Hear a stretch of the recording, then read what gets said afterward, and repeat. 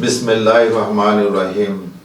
আজ কথা বলবো বিভিন্ন জায়গায় আগুন লাগলে করণীয় কি। ন্যাশনাল এনভায়রনমেন্ট হিউম্যান রাইটস ফাউন্ডেশনের পক্ষ থেকে, সিটিজি টাইম এবং চ্যানেল কর্ণফুলীর পক্ষ থেকে দেশবাসী বিশ্ববাসীকে সালাম, শুভেচ্ছা, অভিনন্দন জানাচ্ছি। আমরা জানি আগুন মারাত্মক ক্ষতিকর, দেশের জন্য, জনগণের জন্য এবং জানমালের ক্ষতির জন্য। গত কয়েকদিন আগে হালি শহরে এই যে গ্যাস বিস্ফোরণের কারণে আগুন লাগলো। আমাদের এই আগুনের কারণে ৬০ জন মতো মানুষ দুনিয়া থেকে বিদায় হয়ে গেল।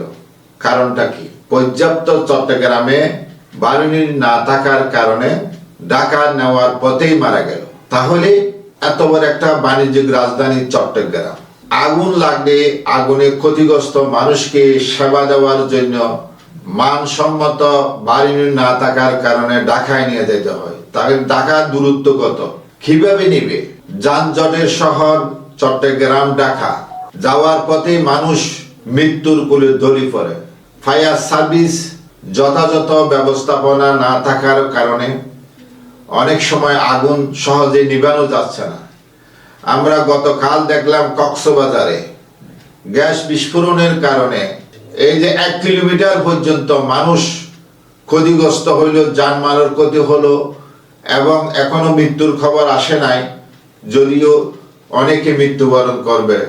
কারণ এখানে শ্বাস নিতে মানুষ কষ্ট পেয়েছে 1 কিলোমিটার পর্যন্ত।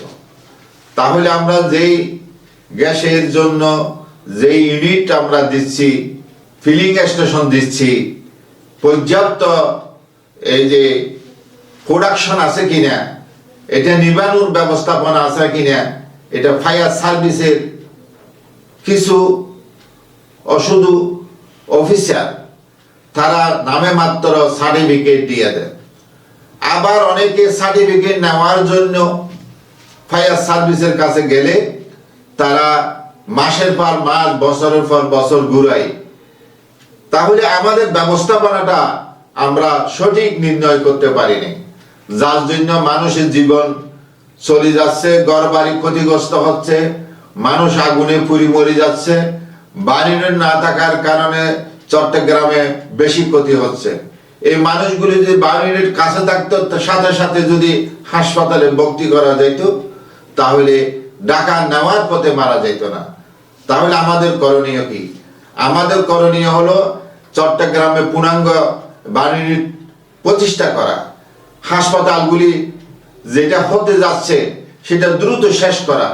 না হলে আমরা চট্টগ্রামের অনেক মানুষ আমরা জীবন দিতে হবে। সামনে আসতে এই যে বসন্তকাল চলতেছে, এখন আগুন লাগার সময়, বেশি বেশি আগুন লাগি থাকে। এই সময় মানুষ পর্যাপ্ত ব্যবস্থাপনা না থাকলে মানুষের জানমালের ক্ষতি হবে। তাই আমরা ন্যাশনাল এনভায়রনমেন্ট হিউম্যান রাইটসের পক্ষ থেকে সরকারের কাছে, ঊর্ধ্বতন কর্মকর্তার কাছে, যারা দায়িত্বশীল ব্যক্তিদের কাছে আমাদের আকুল আবেদন, আমরা একটা পূর্ণাঙ্গ বাহিনী দেখতে চাই চট্টগ্রামে। সাথে সাথে অগ্নি নিবানোর জন্য ব্যবস্থাপনা আরো ভালো হওয়া দরকার বলে আমরা মনে করি। কারণ এখানে কল কারখানা অনেক বেশি, ইন্ডাস্ট্রি বেশি চট্টগ্রামে। হঠাৎ যদি আগুন লেগে যায়, সাথে সাথে নিবানোর ব্যবস্থাপনা কম বিদায় আমরা এই জনদুর্ভোগের কথা চিন্তা করি আমরা কথাগুলি ন্যাশনাল এনভায়রনমেন্ট হিউম্যান রাইটস ফাউন্ডেশনের পক্ষ থেকে তুলে ধরেছি। আসুন আমরা চট্টগ্রামের মানুষগুলি সচেতন হই। আশেপাশে আগুন যে কোনো রকমের অসুবিধা আছে কিনা, ঘরে গ্যাসের কোনো লিক আছে কিনা, আমরা সব সময় সজাগ দৃষ্টি রাখবো।